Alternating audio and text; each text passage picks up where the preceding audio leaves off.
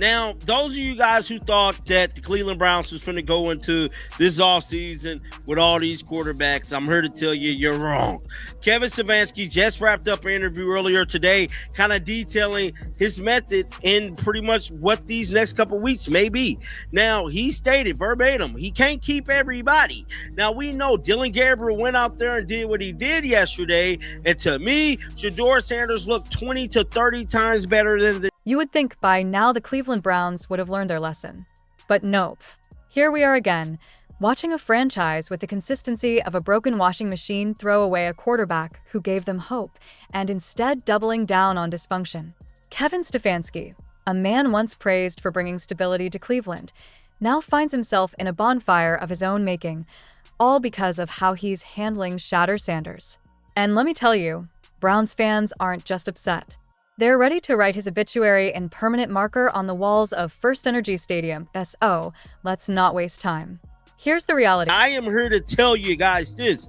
Word on the street is that Shedeur possibly could be getting traded.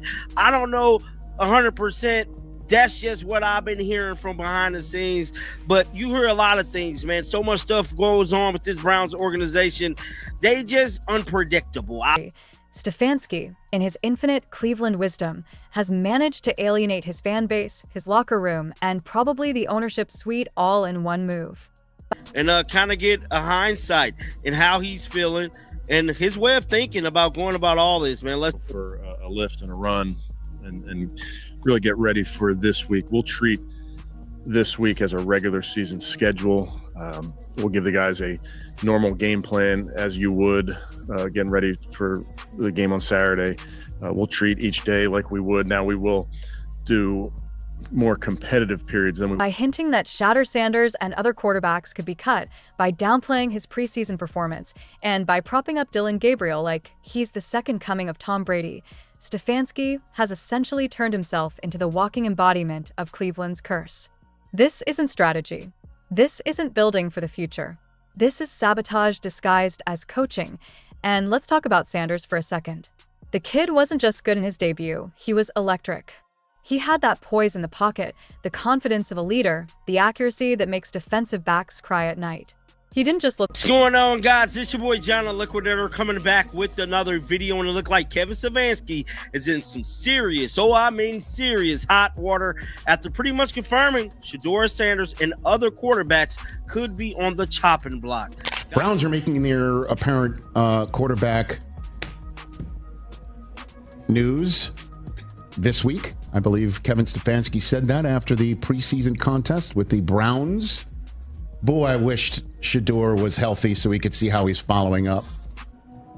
You know, Yeah, we talked about that all last week, especially with the Miz here. Obviously, a huge Browns fan. Just a bummer that the momentum from week one got kind of derailed. I still don't think, no matter yet, Shedeur, again, that game went down just before I left for my week off.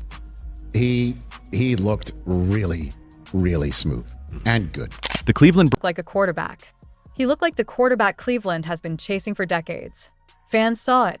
Teammates saw it. National media saw it.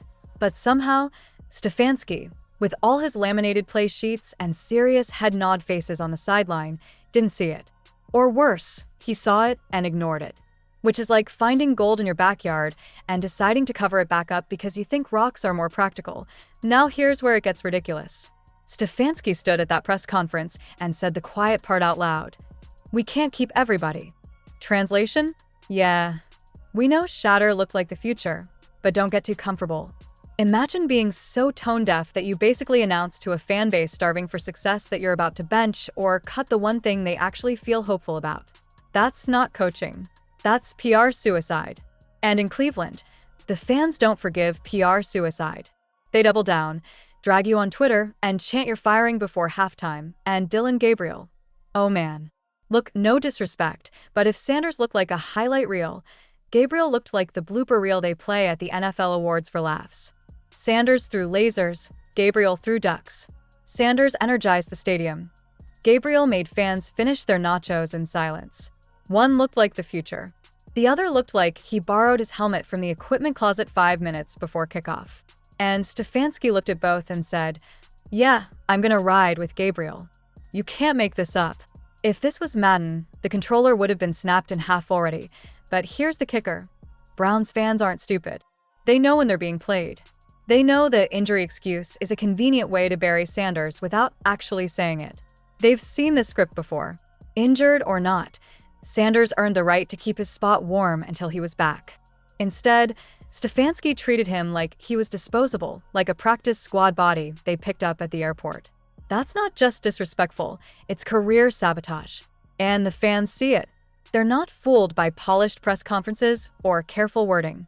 They know what's really happening. And when fans turn on you in Cleveland, oh, it's over. These aren't casual fans who shrug off a bad season. These are fans who've endured decades of losing, fans who remember every draft bust, every false dawn, every quarterback carousel. They've been patient long enough, and Stefanski's arrogance has become gasoline on a fire that's been waiting to ignite. He isn't on the hot seat anymore, he's roasting on a bonfire. And the fans are enjoying every spark.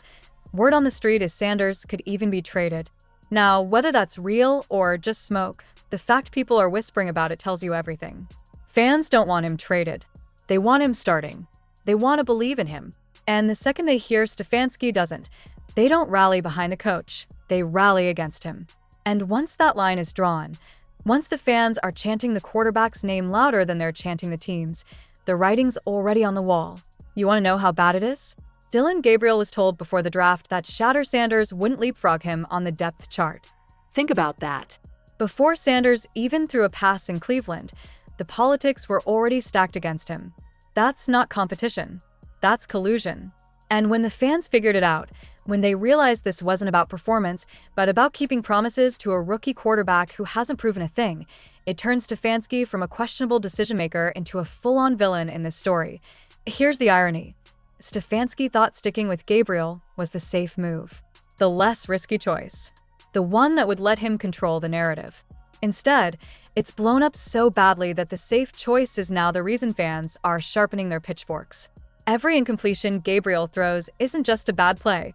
It's another reminder that Stefanski picked the wrong guy. Every stalled drive is another chance for fire Stefanski, chance to echo louder. And every highlight Sanders put on tape is another receipt proving the fans were right and Stefanski was wrong. The locker room isn't blind either. Players know who gives them the best chance to win. They know who looks like a leader and who looks like they're auditioning for a sitcom about bad football. That frustration doesn't stay bottled up forever. When the locker room loses faith in the coach, when they feel like politics matter more than performance, that's when the clock really starts ticking.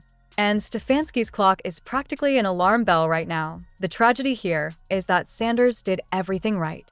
He wasn't handed anything. He went out there, earned it, played smart, delivered, proved himself. And yet, when the injury came, instead of supporting him, instead of protecting his spot, Stefanski treated it like the perfect excuse to erase him. That's not how great franchises are built. That's how you kill momentum. That's how you take hope and stomp on it. And Cleveland, of all places, can't afford to lose hope again. They've been burned too many times. Sanders was their spark, their reason to believe maybe this time would be different.